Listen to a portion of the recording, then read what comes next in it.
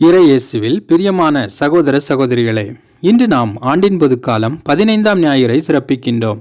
யார் உண்மையான மக்களின் தலைவர்? இயேசுவால் அழைக்கப்பட்ட சீடர்களுக்கு இன்று அதிகாரத்தையும் ஆற்றலையும் பயிற்சியையும் கொடுத்து இறைவன் சார்பாக உண்மையான தலைமைத்துவத்தை சமூகத்தில் செயல்பட அனுப்புகின்றார். அவர் செய்த பணிகளைப் போல சீடர்களும் செய்ய அனுப்புகின்றார். குணப்படுத்த, பேய்களை ஓட்ட, இறை வார்த்தையை போதிக்க ஆற்றலும் அதிகாரமும் சீடர்கள் பெறுகின்றார்கள். உண்மையான சீடத்துவம் என்பது எது? இயேசு விரும்பியது தாழ்ச்சியும் அன்பும் நிறைந்தது தானே. இயேசு விரும்பிய சீடத்துவ பணி நமது உலகிலே சகோதர அன்பை மையப்படுத்துகின்றதா? சுயநலமும் தீமைகளும் செழித்திருக்கும் இந்த உலகிலே சீடத்துவ பணியாகிய கடைநிலை ஊழியராக நம்மால் செயல்பட முடிகின்றதா? அழைத்தலுக்கு தேவையான கொடைகளையும் அருளையும் கொடுத்த இயேசுவின் பணிகளை செய்ய தடையாக இருப்பது எது? அழைக்கப்பட்ட நாம் இறைவனை சார்ந்து இருக்கின்றோமா? அல்லது நம் ஆடம்பரத்திற்கு அழைத்து செல்லும் பொருட்களை சார்ந்து இருக்கின்றோமா? இன்றைய வாசகங்கள் வழியாக இயேசு சீடத்துவ வாழ்வு மூலம் உண்மையான மக்களின் தலைவராக இருக்க அழைக்கின்றார். சீடத்துவ வாழ்வு என்பது ஒரு துறவு நிலை. பொருட்களை சம்பந்தப்படுத்துவது அல்ல, மாறாக விரும்பியதை விட்டுவிட அனைத்தையும் இழக்க தயாராக இருப்பது. இதை ஒரு அழகான கதை வழியாக நம்மால் அறிந்து கொள்ள முடியும். பிறரையே நம்பி கையேந்தி வாழ்ந்த மனிதர் அவர். தன்னுடைய சொத்தாக எப்போதும் பிச்சை எடுப்பதற்காக ஒரு பாத்திரம் மட்டுமே அவரிடம் இருந்தது. அந்த ஊரிலே மிகப்பெரிய துறவி ஒருவர் இருக்கின்றார். மிகவும் புகழ்பெற்றவர் என கேள்விப்பட்டார்.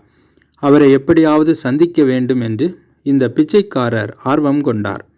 அவர் இருந்த இடத்திற்கும் சென்றார். ஆனால் அந்த துறவியை பார்த்து ஒரு நிமிடம் அதிர்ச்சி அடைந்தார். ஏனென்றால் அந்த துறவியோ வைர வைடூரியங்களோடு தங்க ஆபரணங்களோடு செழிப்பாக காணப்பட்டார். ஆனால் அவர் முகத்திலோ ஒரு நிறைவு இருந்தது.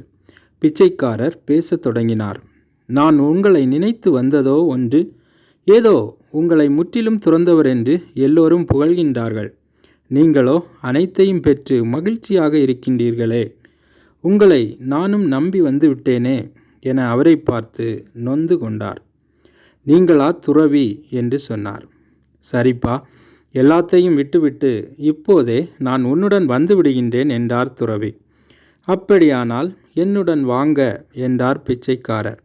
உடனே துறவி எதையும் யோசிக்காமல் எழுந்து தன்னுடைய காலணிகளை கூட அணியாமல் அவருடனே நடக்க ஆரம்பித்தார்.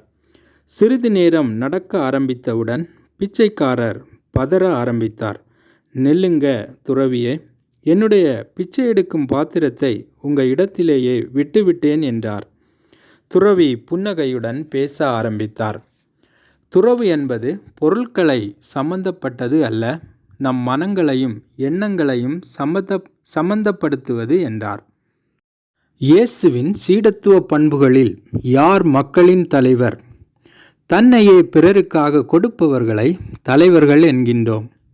தம்மை வழிநடத்துபவர்களை பெயர் புகழுக்காக அல்லாமல் சுயநலம் கடந்து பொதுநலன் கருதி பணிபுரிபவர்கள் மக்களின் தலைவர்களாக மாறுகின்றார்கள்.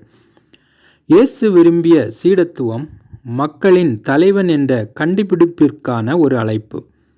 நல்ல தலைவர் என்பவர் தனது பணிகளை நேரத்தின் தன்மை அறிந்து தன்னை நம்பியவர்களிடம் பகிர்ந்து பயிற்சி அளித்து ஈடுபாட்டுடன் பணிக்கு ஏற்றவாறு ஆற்றல் படுத்த வேண்டும்.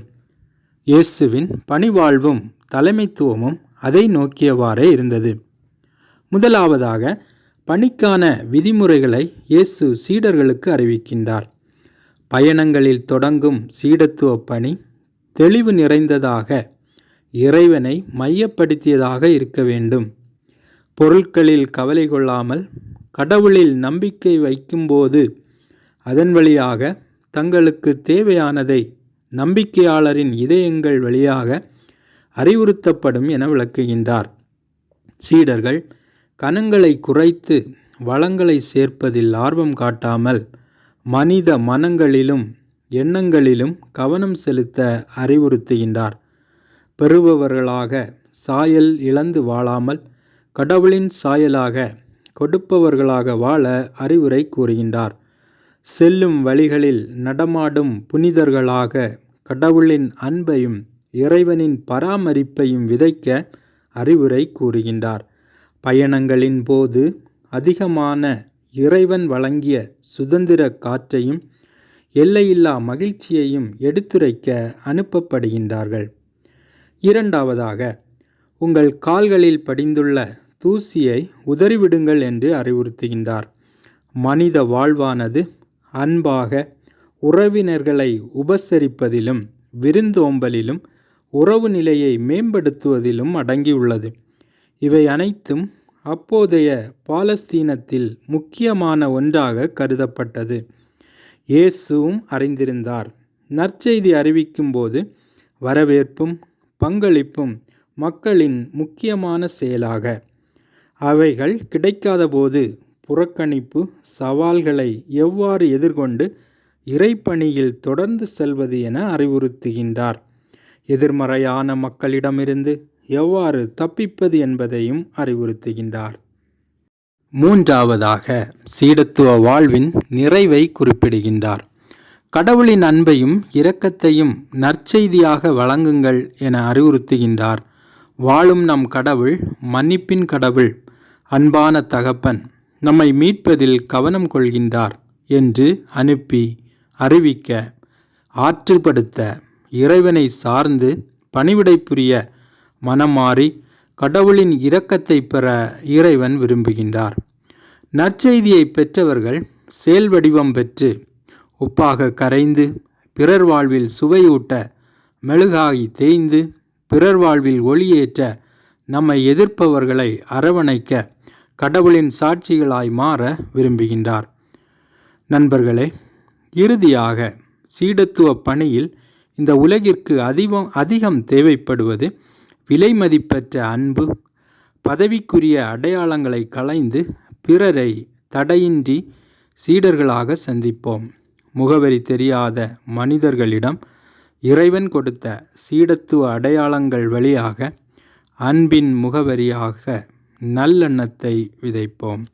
சீடத்துவ அடையாளங்கள் வழியாக நலிந்தோருக்கு நமது பணிகளை அகலப்படுத்துவோம். பணிகளுக்குள் விளம்பரம் தேடாமல், வாழ்ந்து மறையாமல், சீடத்துவ பணியின் வழியாக மறைந்தும் வாழ்வோம். அழைக்கப்பட்ட நாம் இழக்க நேரிடலாம், துன்புறலாம். அழைக்கப்பட்ட நாம் இதயங்கள் உலர்ந்து போகாமல், என்றுமே உலராத இயேசுவின் சிலுவையை தூக்கி செல்வோம். அதன் வழியாக நாம் இறை ஆசீரை பெறுவோம்.